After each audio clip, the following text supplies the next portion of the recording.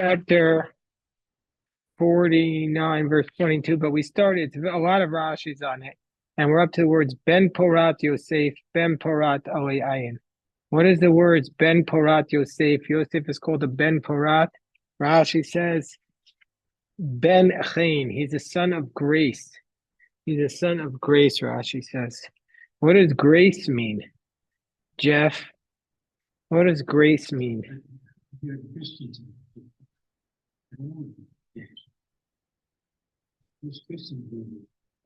Special dispensation.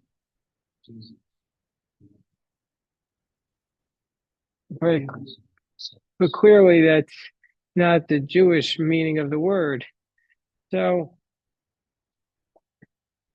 there's got to be another definition of grace.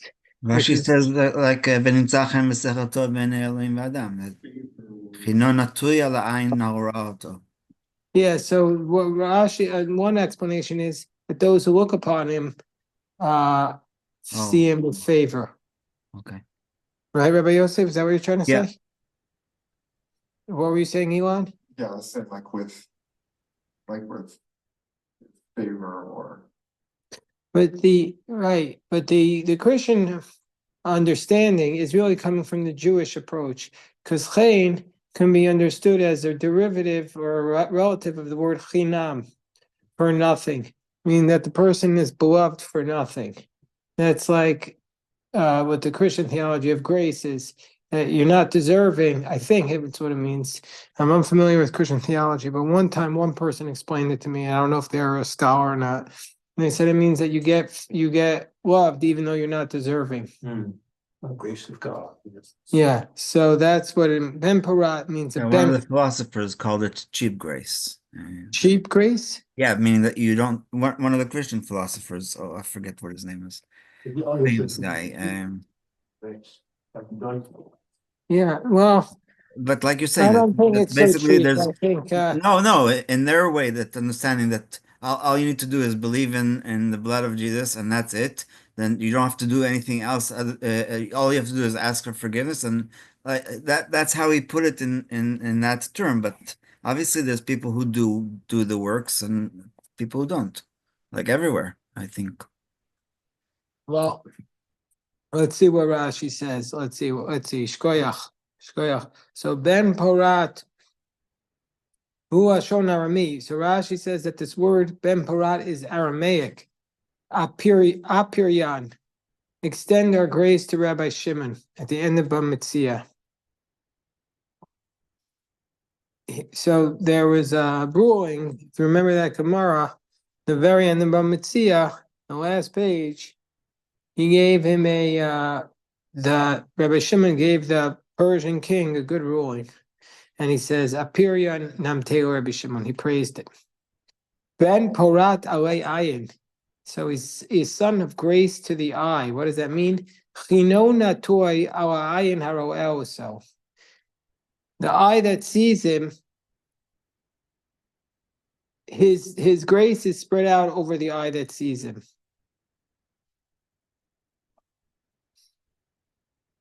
Benot Saada Alei Shur. The daughters stepped up.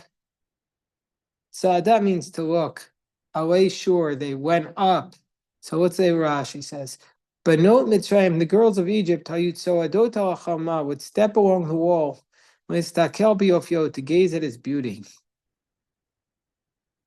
Benot Harbei, Saada Ko Achas V'Achas B'Makom Tucharoto. The girls were lining up to see him. Why is the Torah telling us this? And he was like, very handsome. yeah, but why is this something that we care about? Anyway, Davar Achar, alternatively, Rashi says a different explanation. Alei Shur means Al Riyaso, overseeing him. Shur is like Tamo Asherenu V'lo Karov. I look at him, but he's not near. Meaning to say, Banot Tza'ada Alei Shur. So,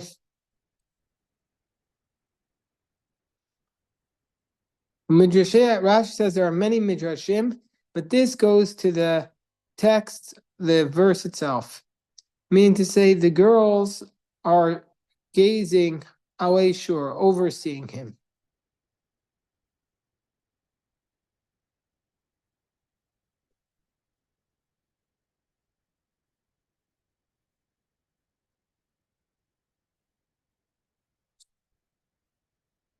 Okay. Then we'll skip a little on the Rashi to go to Onkelos' explanation. Oh, first of all, we say shore. What is shore? Kamo shore. To gaze. Bishvil shore. And Targum Onkelos says, Banot Sa'ada Aleit shore. Train Shiftin Yifkun Mi Beno V'kul. 2 tribes will come forth from his sons. V'kasav Banot Al Shem Benot Menashe. Why did it say Banot? Because Alei Shor is referring, he says, to 2 tribes.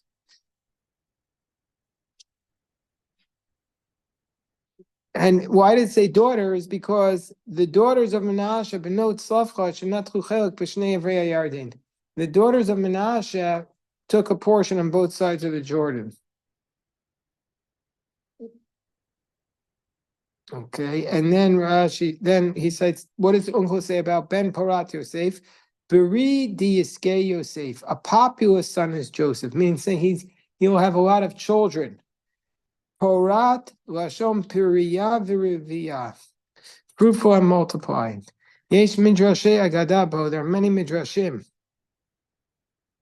Hamit Yashvim Al Lashon, which fit the wording. What's one of them? Rashi says, B'shah Shabbat Esav L'krat Yaakov. When Esav came down to greet Jacob, B'kulan Kadmua Imaot. In all of them, the mothers went first. And the mothers went in front of their sons to bow down to Esav. But by Rachel it says, Nigash Yosef v'Rachel v'yishtachavu. Yosef and Rachel came, which implies that Joseph protected his mother by going before her. Amar Yosef, Harasha Zeh Eino Rama. This wicked one, i.e. Esav, he has an arrogant eye. Shema Yitain Eino Ba'imi. Maybe he's going to desire my mother. Yatzo Efaneh v'Shirbev Komaso. It's Joseph went in front of Rachel and he extended his height l'chasota, to cover her. Mehusha Bercho Aviv. That's why his father blessed him. Ben Porat, a growing son, meaning to say, Higdalta Atzmecha Yosef, you made yourself big. Alei Ayin, show Esav, to protect your mother from the eye of Esav. Therefore you merited greatness. Banot Sadal Eshur, girls will come up to gaze at you, Listakel Kach, to look at you, B'tzeitcha Mitzrayim. Why are you worthy to have everybody staring at you and impressed with you? Because you went and protected your mother. Another drasha is Le'inyan Shelo Yishlo Pizaro Ayin Hara. The evil eye will not affect his offspring. V'av Kisheberach Menashe Ephraim. When he blessed Menashe and Ephraim, he blessed them like fish. She'ein Ayin Hara Sholetes B'hem. Evil eye has no effect on the fish. Why? Why does the evil eye have no effect on the fish? Because the fish, I guess, presumably because they're not seen, they're underneath. And the fish are not seen. Well, the fish don't have eyelashes. I mean, not the eyelashes. They don't have eyelids. So they can never show. So therefore, what does that have to do with the eye and hara? Well, Well, it's just the eye is unusual. once it's because they can always see God. Yeah. Yeah, but I think it's because the fish are always covered up. They're never visible to us. So therefore, the ayin hara doesn't have an effect on them. That's the way I just think about it. Okay, vayimaruhu varobu. Next verse 23. Vayimaruhu varobu. Vayistimu ba'alechitzim. So now it's less of a blessing, but it's more of a reflection. Vayimaru varobu. These are, we'll see how Rashi translates them, but they're presumably languages of they fought with him and they hated him, the men of the arrows. So let's see what Rashi says. A lot of Rashi's on these verses because these are poetry and they're very hard to understand. So it says here, Vayimaru varobu, Vayimaru achav, his brothers made him bitter. Maru Potiphar v'ishto. And Potiphar and his wife made him bitter. La'asro, by imprisoning him. So the word Vayimaru is embittered, and Verobu means that they made a fight. Naso Achav Anshe Riv, his brothers made a fight with him. Okay, then Rashi goes into a discussion of it. Okay, then we'll go up to the next Rashi. Masters of arrows hated him. Shonam hates. What does it mean that they're masters of arrows? Their tongues are like an arrow. People who gossip are considered to be like shooting arrows. Targumo mare puluta. Parties to a division.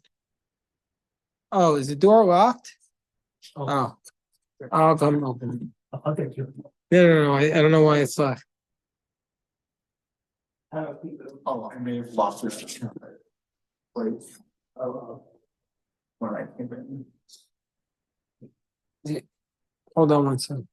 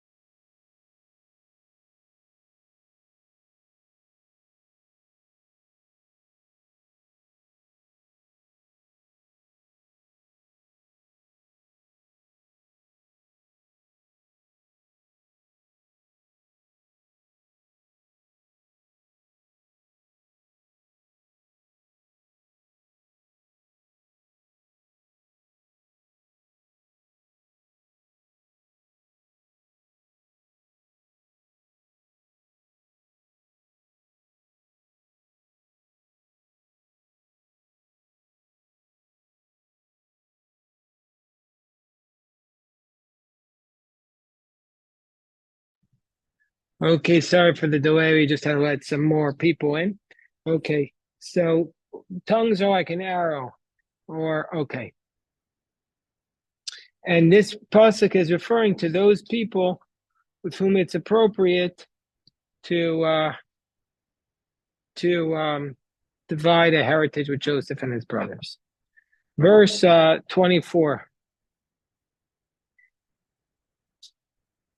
Vateshev beitan kashto, vayafozu zroeyadav, midei avir Yaakov, misham roeh even Yisrael. So we have to see what this pasuk means. A lot of difficult words. Vateshev, teshev can mean settle, but here it means in place. Beitan means strength. Kashto is bow. So basically, his bow was strengthened. Nityashva b'chozek. His bow was strengthened. Kashto, chazako. His strength was strengthened. Vayafozu zroeyadav. His paz can mean gold, and zroeyadav can mean his forearms. So Rashi says, Zui nesinas tabas al yado. This refers to when Pharaoh placed his ring on Joseph's hand. Lashon zahav mufaz, the gleaming gold. This came to him from God, Shu Avir Yaakov, who was the mighty power. Misham alal liot roeh even Yisrael. And then he became the shepherd of the stone of Israel, the essence of Israel. The Even HaRosha, like the royalty, the stone on the head. Onkelos, however, translates it, Vateshev means to say, Tabat Bahon Viosa. His prophecy came back at his brothers, meaning the dreams that he dreamed were fulfilled because he kept the Torah secretly. And this is not Hebrew, he's saying, but this is, he's fitting it into the Hebrew. That is the return of his prophecy. Hello, Reb Greg and Moshe. We're studying today in memory of Greg's father, Yoshua ben Reb Baruch Yitzchak. So, Even Yisrael, the stone of Israel, Rashi says this refers to Avan Uvanin, father and sons, Jacob and his sons. Hello, Ezra. Grab a chumash, Ezra. Go grab a chumash. Okay. But now we have a drasha that's based upon the Gemara in Sota, that this is a reference, that this blessing is a reference to when Joseph was tempted to sin with Potiphar's wife. You remember that story when Potiphar's wife wanted to seduce Joseph? And so the Gemara in Sota reads this verse as a reference to that. What does it mean? Vateshev be'etan kashto. His bow is referring to the male member. And so therefore, Joseph suppressed the urge of his bow, of his sexual desire, be'eshes adonav. He had a desire to be with his master's wife. Joseph really had a strong, Joseph, we're in chapter 49, verse 25. Joseph really did have a strong desire to sin. And the Koro Keshet, the male member, is called a bow because, whatever, I don't want to, you could read the English. I'm not going to get into that. So he was so aroused that what happened was, Rashi says that the Gemara in Sota on Daf Lamed Vav tells us that he leaned his fingertips into the ground so that his physical discomfort would suppress his desire, and a miracle happened, and his male seed came out through his fingers. So that's what the Gemara tells us, that Joseph was so tempted to be with Potiphar's wife, but then he couldn't stop himself. He was so excited. So what he did was he stuck his fingers into the ground, causing tremendous pain, and then a miracle happened, and the seed came out through his fingers.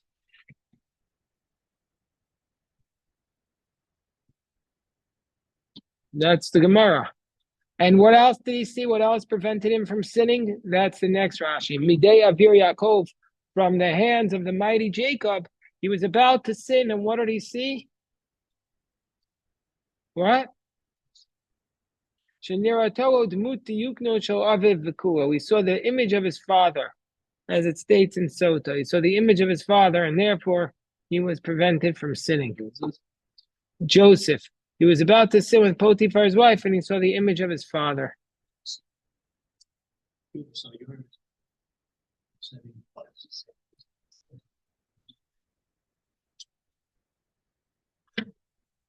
Thanks. Well, no, but the idea is a very powerful and serious idea. I want to be very serious here, that when you see, if you're tempted to do something wrong, if you see the image of your father then in front of you, then you'll be reminded of the right way to act. Very appropriate. And Greg is the yortzei for his father today. That if you're ever unsure what to do, you see the image of your father, and you'll know the right way to act. Just imagine that image in your own mind. Imagine the image. In TV shows, they have like the mother's voice saying, "I told you not to do that." Okay. That you hear your mother's voice telling you not to do something, right? So That'd be even more of a doubt. Okay, so now it states that may El Avicha v'Azracha, from the God of your father, and he will help you. The Es Shaddai v'Varacheka, and your Almighty, and he will bless you. Berkot Shemayim Me'al, the blessings of heaven from above. Berkos Tahom, the blessings of the depths are crouching underneath you. Berkot Shaddayim v'Racham. We'll see what that is. The blessings of Shaddayim. Shaddayim is usually breasts, and Racham is usually the womb. So we'll see what this pasuk means. It's a very difficult verse. Very difficult verse. Like we said, this is poetry. So Rashi says, Me'el avicha haisocha zos. This all came to you from your father, meaning to say, he saved you. Ve'es Shaddai, and from God, and he will bless you. And God, and your heart was with God when you did not listen to the words of your master, and he will bless you. Meaning to say, this is looking at the most powerful moment. This could be a takeaway message here. Kobe, I want you to hear this. Everybody should hear this. This is a very powerful message. He's looking back at Yosef's life and he's saying, what was the most powerful moment in Yosef's life?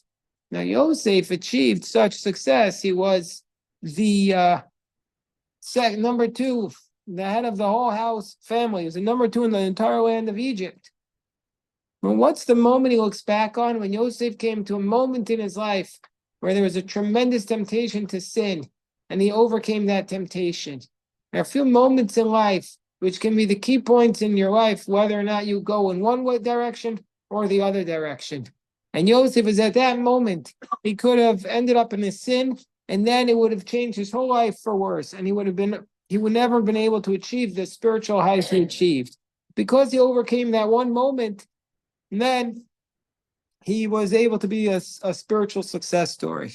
So it's not just one moment. When you come to that moment where you're facing tremendous pressure to sin, it's really your whole lifetime.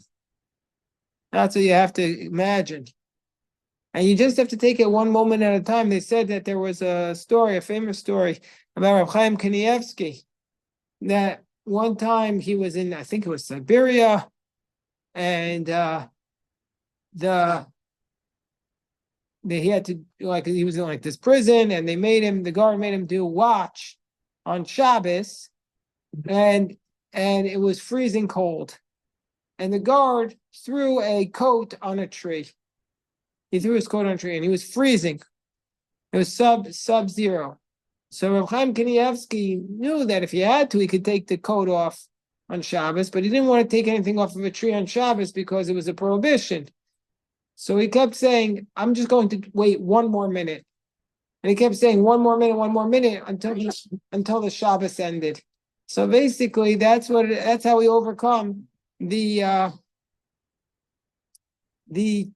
spiritual challenges, is not by looking at it as a mountain, but just by looking at it as 1 minute at a time. 1 minute at a time, 1 minute at a time. So that's what he says. Birkot Shadayim V'racham, meaning to say these are the blessings of your father and mother. Meaning to say Yisparchu HaMolidim V'Hayot Molidos. May those who give birth, may those who father and those who give birth be blessed. Sheyu HaZacharim Mazriyin Tipa Ru'yo Rayon V'Anakevos Lo Yishaku Esracham Shalan Apil Yibarem. That the man should be blessed, that he gives a seed that's worthy to conceive, and the female should be blessed that they won't miscarry. Okay, fine. The next pasuk says, "Berkos," and this is the last blessing of Joseph, the last verse of the blessing of Joseph, and then it's on to Benjamin. Berkos avicha gavru al berkos horai ad tavat givot olam tienu arosh Yosef ul kadkod nizir achav. The blessings of your father become mighty beyond the blessings. Berkot avicha gavru al berkat horai. They are mightier than the blessings of my parents. Ad tavat givot olam. We'll see what that means. Tienu arosh Yosef. Let them be upon Yosef's head. Ul kadkod nizir achav. And on the head of the. We'll see what that means also. Let's see what this means, Rashi says. Let's see what Rashi says this means. The blessings of your father are greater. The blessings which God blessed me, kept getting greater and greater beyond the blessings that he blessed my parents. Until Atavat Kivot Olam. My blessings, Rashi says, became so mighty until the end of the boundaries of the hills of the world. Shenasali Bracha Perutza, he gave me an open-ended blessing without borders. Touches the four corners of the world, as it says, Faratza Yama Vakema. It wasn't said by our father Abraham. So basically, Abraham was limited, but my blessings, and Rashi goes through it, reach all the ends of the world. Horai, Rashi says, is related to the word for parents. Shoruni, because they brought me about through conception in my mother's womb. Ad Tavat, Rashi says, Ad Kitzos, until the ends. Tavat, in Old French, is the word summit. Okay. Nazir Achav, what does that mean? Rashi says, Prisha Dachoi, the isolation of his brothers. He's separated from his brothers. Like it states, Vayinazru Mikadshei B'nai Yisrael. The word Nazir means to separate, and they were true to their rear. So basically, Rashi is saying, Yosef is always going to be separate from his brothers. it's interesting that Yaakov favors Yosef, but he gives the kingship to Judah and not to Yosef.